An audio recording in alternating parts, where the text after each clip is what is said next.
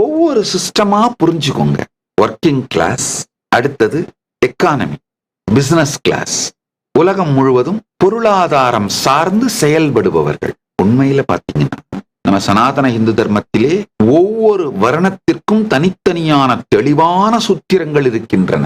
அர்த்த சாஸ்திரம் ஒரே ஒரு புத்தகம் கிடையாது, அது ஒரு பெரிய தொகுப்பு. அர்த்த சாஸ்திரம்ங்கிறது ஆக்சுவலா அர்த்த சாஸ்திரத்தை பற்றி சொல்லுகின்ற சாஸ்திரங்கள் தெளிவா சொல்லுது, ஒரு அரசனால் கூட உலகத்தை ஒன்றாக்க முடியாது, ஒன்றிணைக்க முடியாது, ஒரு காமன் எஜெண்டாக்கள் எடுத்துட்டு வர முடியாது. ஒரு ரிலிஜியஸ் லீடராலையும் காமன் எஜெண்டாக்கள் எடுத்துட்டு வர முடியாது. ஆனா அந்த எக்கானமில ஒர்க் பண்றவங்க ஒன்னா சேர்ந்தா ஒரு காமன் எஜெண்டாக்கள் எடுத்துட்டு வந்துட முடியும். அது எக்கானமிக்கே உரிய ஒரு சக்தி. இந்த சிஸ்டத்தை புரிஞ்சுக்கிட்டீங்கன்னா, யார் அந்த சிஸ்டத்தை மேனிப்புலேட் பண்ணி மற்றவர்களை வறுமையிலேயே வைத்திருப்பதன் மூலமாக தான் பணக்காரனாக இருக்கின்றானோ அவன் அந்த சிஸ்டத்துல அசுரன்.